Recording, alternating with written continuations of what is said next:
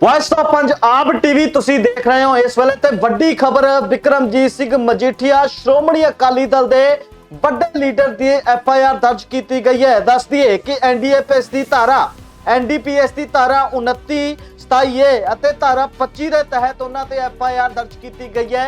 ਜਾਨੀ ਕਿ ਨਸ਼ੇ ਦੇ ਮਾਮਲੇ ਨੂੰ ਲੈ ਕੇ ਉਹਨਾਂ ਦਾ ਨਾਮ ਸਾਹਮਣੇ ਆ ਰਿਹਾ ਸੀ ਤਾਂ ਵਿਕਰਮਜੀਤ ਸਿੰਘ ਮਜੀਠੀਆ ਤੇ ਇਹ ਧਾਰਾਵਾਂ ਲਗਾ ਕੇ FIR ਦਰਜ ਕੀਤੀ ਗਈ ਹੈ। ਜਾਨੀ ਕਿ गिरफ्तारी हो सकती है, वड्डी गिरफ्तारी हो सकती है। तो इसे दे नाल 10 तो 20 साल की कैद भी हो सकती है इस मामले ते। पर जिद्दां कि असी इस खबर के नाल ही तुहानूं दस रहे हैं कि किसी वड्डी शख्सियत ते एडा वड्डा एक्शन इन्नी आसानी दे नाल नहीं लिया जा सकता।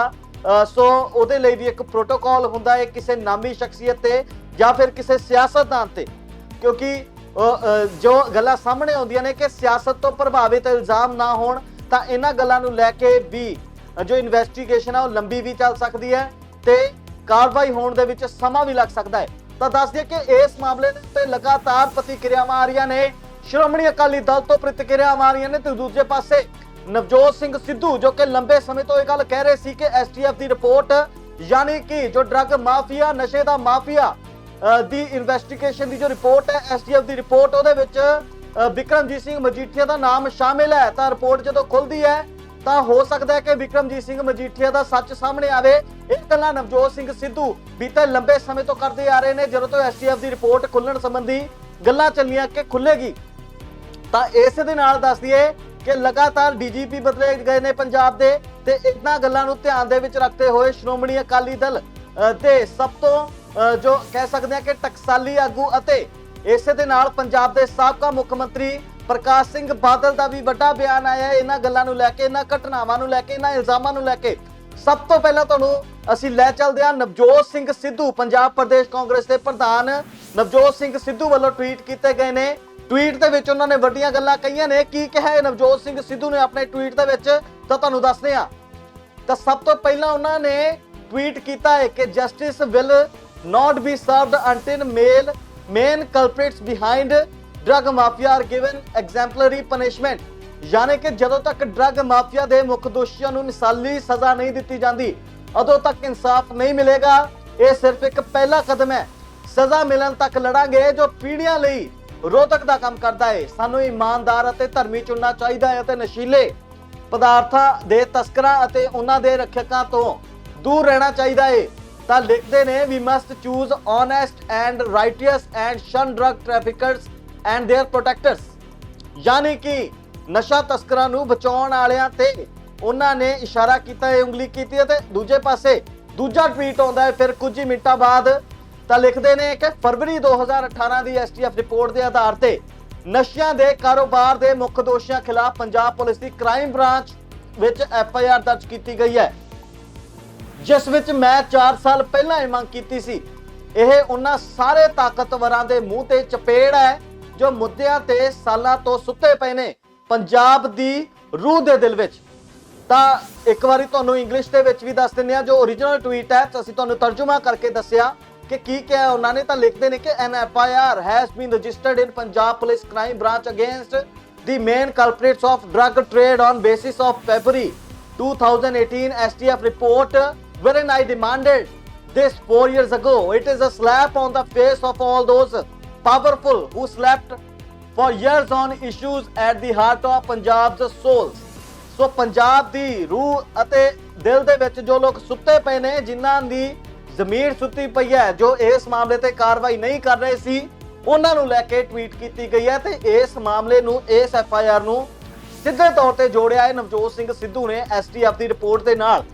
ਤਾਂ फिर वही 4 साल तो जो कह रहे हैं उन्होंने दोबारा कहने की कोशिश की है कि विक्रमजीत सिंह मजीठिया का नाम STF की रिपोर्ट के विच शामिल है। यानी कि ड्रग माफिया नूं लैके वड्डी रिपोर्ट जो हले तक खुल नहीं पाई, सीलबंद रिपोर्ट है।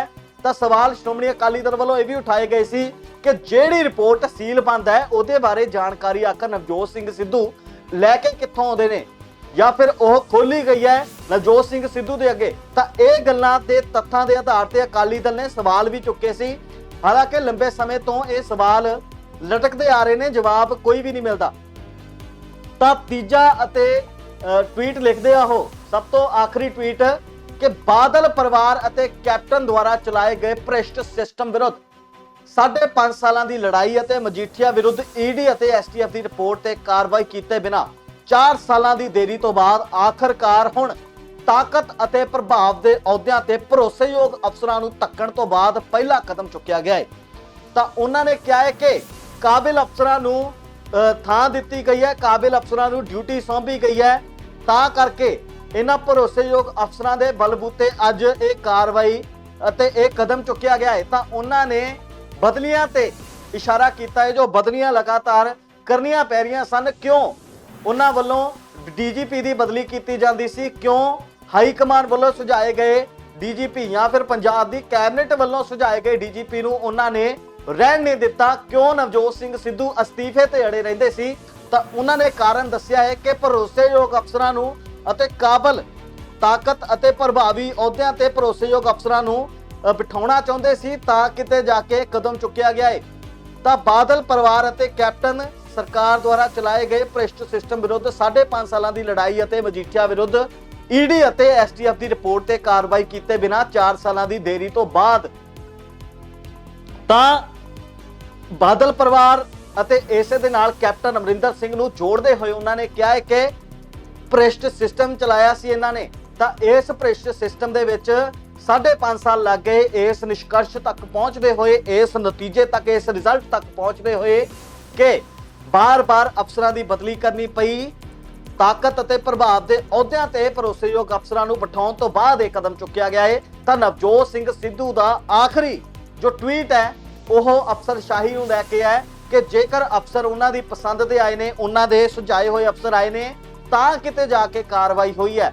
ਤਾਂ ਟਵੀਟ ਕੀਤੇ ਨੇ ਲਗਾਤਾਰ ਨਵਜੋਤ ਸਿੰਘ ਸਿੱਧੂ ਨੇ। ਇਸ ਤੋਂ ਬਾਅਦ ਦੱਸ ਦਈਏ ਕਿ ਸ਼੍ਰੋਮਣੀ ਅਕਾਲੀ ਦਲ ਦੇ ਅਤੇ ਪੰਜਾਬ ਦੇ ਸਾਬਕਾ ਮੁੱਖ ਮੰਤਰੀ ਪ੍ਰਕਾਸ਼ ਸਿੰਘ ਬਾਦਲ, ਸਰਦਾਰ ਪ੍ਰਕਾਸ਼ ਸਿੰਘ ਬਾਦਲ ਦਾ ਵੀ ਇੱਕ ਬਿਆਨ ਆਇਆ ਹੈ। ਉਹਨਾਂ ਨੇ ਨਵਜੋਤ ਸਿੰਘ ਸਿੱਧੂ ਤੇ ਵੀ ਤੰਜ ਕੱਸਿਆ ਹੈ, ਕਾਂਗਰਸ ਸਰਕਾਰ ਤੇ ਕੱਸਿਆ ਹੈ, ਤੇ ਉਹਨਾਂ ਨੇ ਇਹ ਵੀ ਕਹਿ ਦਿੱਤਾ ਹੈ ਕਿ ਇਹ ਬਦਲਿਆਂ ਦੀ ਨੀਤੀ ਹੈ, ਤੁਸੀਂ ਬਦਲੇ ਦੀ ਭਾਵਨਾ ਦੇ ਨਾਲ ਰਾਜਨੀਤੀ ਕਰ ਰਹੇ ਹੋ। ਤਾਂ ਉਹਨਾਂ ਨੇ ਕਿਹਾ ਕਿ ਜੇਕਰ ਲੈ ਕੇ ਜਾਣਾ ਤਾਂ ਮੈਨੂੰ ਹੀ ਲੈ ਜਾਓ, ਜੋ ਕਰਨਾ ਕਰ ਲਓ, ਜਿੱਥੇ ਲੈ ਕੇ ਜਾਣਾ ਲੈ ਜਾਓ। ਹੋਰ ਕੀ ਕਿਹਾ ਹੈ ਸਰਦਾਰ ਪ੍ਰਕਾਸ਼ ਸਿੰਘ ਬਾਦਲ, ਸਾਬਕਾ ਮੁੱਖ ਮੰਤਰੀ ਪੰਜਾਬ ਨੇ, ਆਓ ਦੇਖਦੇ ਹਾਂ। ਇਹਨਾਂ ਨੇ ਪਿਛਲੇ ਦਿਨਾਂ 'ਚ 3 ਡੀਜੀਪੀ ਬਦਲੇ ਆ। ਇਹ ਹਿਸਟਰੀ 'ਚ ਵੇਖ ਲਓ ਵੀ ਡੀਜੀਪੀ ਜਿਹੜਾ ਹੁੰਦਾ ਹੈ ਉਹਨੂੰ ਐ ਬਦਲਿਆ ਨਹੀਂ ਜਾਂਦਾ, ਸਿਰਫ ਇਸ ਕਰਕੇ ਇਹ ਬਾਦਲਾਂ ਨੂੰ ਤੇ ਮਜੀਠੇ ਨੂੰ ਫੜ ਕੇ ਅੰਦਰ ਤੇ ਪਹਿਲੇ ਤੱਕ ਉਹ ਮੰਨੇ ਨਹੀਂ, ਅਗਲੇ ਦੇ ਬਗੈਰ ਵਜ੍ਹਾ ਨਾਲ ਅਸੀਂ ਕਿਉਂ ਕਿਸੇ ਨੂੰ ਅੰਦਰ ਦੇਗੀ, ਤੇ ਸਾਨੂੰ ਤਾਂ ਮੁਸ਼ਕਲ ਹੈ। ਤੇ ਹੁਣ ਇਹ ਨਵਾਂ ਲਿਆਂਦਾ, ਚਲੋ ਮੈਂ ਕਿਸੇ ਦੀ ਨਹੀਂ ਕਰਦਾ, ਮੈਂ ਤਾਂ ਨਾ ਤੁਸੀਂ ਕਾਹਨੂੰ ਔਖੇ ਹੋਣੇ, ਮੈਨੂੰ ਹੀ ਲੈ ਚੱਲੋ, ਜਿੱਥੇ ਮਰਜ਼ੀ ਲੈ ਚੱਲੋ, ਮੈਂ ਤਾਂ ਤਿਆਰ ਬੈਠਾ। ਤੇ ਇਹ ਇਸ ਤਰ੍ਹਾਂ ਬਦਲਾਖੋਰੀ ਦੀ ਜਿਹੜੀ ਨੀਤੀ ਹੈ, ਇਹ ਕੋਈ ਜਿਹੜੀ ਸਰਕਾਰ ਕਰਦੀ ਹੈ ਉਹਨੂੰ ਖਮਿਆਜ਼ਾ ਭੁਗਤਣਾ ਪੈਂਦਾ। ਇਹ ਪਹਿਲੀ ਮਿਸਾਲ ਨਹੀਂ, ਇਹਨਾਂ ਨੇ ਕਿਉਂਕਿ ਹਰ ਤਰ੍ਹਾਂ ਨਾਲ ਸ਼੍ਰੋਮਣੀ ਅਕਾਲੀ ਦਲ ਨੂੰ ਕਮਜ਼ੋਰ ਕਰਨਾ ਚਾਹੁੰਦੀਆਂ, ਪੰਜਾਬ ਨੂੰ ਕਮਜ਼ੋਰ ਕਰਨਾ ਚਾਹੁੰਦੀਆਂ। ਮੇਰੇ ਤੇ ਵੀ ਇਹੋ ਜਿਹੇ ਸੈਂਕੜੇ ਪਰਚੇ ਕੀਤੇ ਇਹਨਾਂ ਨੇ, ਮੈਨੂੰ ਤਾਂ ਕਦੇ ਕੋਈ ਮੈਂ ਨਾ ਤਕਲੀਫ ਮਹਿਸੂਸ ਕੀਤੀ ਹੈ। ਇੱਥੋਂ ਤੱਕ ਕਹਿੰਦੇ ਕਿ ਬਾਦਲ ਦਾ ਛੱਡਣਾ ਨਹੀਂ, ਮੇਰੀ ਵਾਈਫ ਤੇ ਵੀ ਮੁਕੱਦਮਾ ਕੀਤਾ, ਸਾਨੂੰ ਉਹ ਬਰੀ ਹੋਏ। ਮੇਰਾ ਮਤਲਬ ਇਹ ਸਰਕਾਰਾਂ ਜਿਹੜੀਆਂ ਸਮਝਦੀ ਨਹੀਂ ਸਰਕਾਰ ਦਾ ਮਤਲਬ ਕੀ ਹੈ। ਜਦੋਂ ਦਰਖਤ ਨੂੰ ਫਲ ਲੱਗਦਾ ਉਹ ਨਿਉਂਦਾ ਹੈ, ਕਦੇ ਬਦਲਾਖੋਰੀ ਨਹੀਂ ਕਰਨੀ ਚਾਹੀਦੀ। ਮੇਰੇ ਜ਼ਮਾਨੇ 'ਚ ਦੱਸੋ ਕਿਸੇ ਵੀ ਕਾਂਗਰਸੀ ਨੂੰ ਕੋਈ ਤਕਲੀਫ ਹੋਈ, ਇਹ ਕੰਮ ਨਹੀਂ ਹੁੰਦਾ। ਤੁਹਾਡਾ ਕੰਮ ਹੋਰ ਹੈ, ਸਰਕਾਰ ਦਾ ਕੰਮ ਬਦਲਾਖੋਰੀ ਨਹੀਂ ਹੁੰਦਾ, ਸਰਕਾਰ ਦਾ ਕੰਮ ਹੁੰਦਾ ਲੋਕਾਂ ਦੀ ਸੇਵਾ। ਤਾਂ ਨਵਜੋਤ ਸਿੰਘ ਸਿੱਧੂ ਨੇ ਇੱਕ ਤੋਂ ਬਾਅਦ ਇੱਕ ਧੜਾ-ਧੜ ਟਵੀਟ ਕੀਤੇ ਨੇ। ਦੱਸਦੇ ਕਿ ਐਨਡੀਪੀਐਸ ਦੀ ਧਾਰਾ 29 ਦੇ ਅਧੀਨ ਉਹਨਾਂ ਦੀ ਗ੍ਰਿਫਤਾਰੀ ਹੋ ਸਕਦੀ ਹੈ, ਕਿਸੇ ਵੀ ਅਪਰਾਧ ਲਈ ਉਕਸਾਉਣਾ ਜਾਂ ਸਾਜ਼ਿਸ਼ ਦਾ ਹਿੱਸਾ ਹੋਣਾ।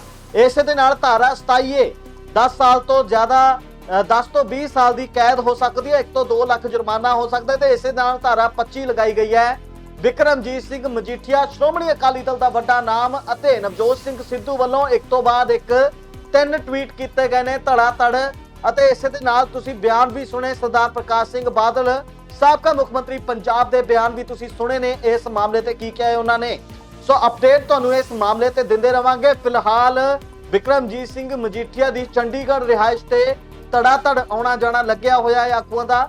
ਦੇਖਣਾ ਇਹ ਹੋਵੇਗਾ ਕਿ ਆਖਿਰ ਕੀ ਹੁੰਦਾ ਹੈ ਅੱਜ ਦੇ ਦਿਨ ਦੇ ਵਿੱਚ, ਕੀ ਗ੍ਰਿਫਤਾਰੀ ਹੁੰਦੀ ਹੈ ਜਾਂ ਕੀ ਕੋਈ ਰਸਤਾ ਕੱਢਿਆ ਜਾਂਦਾ ਹੈ ਜਾਂ ਕੋਈ ਬਿਆਨਬਾਜ਼ੀ ਕੀਤੀ ਜਾਂਦੀ ਹੈ। ਹਾਲਾਂਕਿ FIR ਦੀ ਕਾਪੀ ਹਲੇ ਨਹੀਂ ਆਈ ਹੈ, ਸੋ ਜਿੱਦਾਂ ਹੀ ਆਉਂਦੀ ਹੈ ਉਹ ਵੀ ਤੁਹਾਨੂੰ ਦਿਖਾਵਾਂਗੇ ਕਿ ਕੀ ਲਿਖਿਆ ਹੈ ਉਸ FIR ਦੇ ਵਿੱਚ, ਕਿਸ ਆਧਾਰ ਤੇ ਕੀਤੀ ਗਈ ਹੈ FIR। ਤਾਂ ਤੁਸੀਂ ਇਸੇ ਤਰ੍ਹਾਂ ਜੁੜੇ ਰਹਿਣਾ ਸਾਡੇ ਨਾਲ ਤੇ ਦੇਖਦੇ ਰਹਿਣਾ ਵੌਇਸ ਆਫ ਪੰਜਾਬ TV।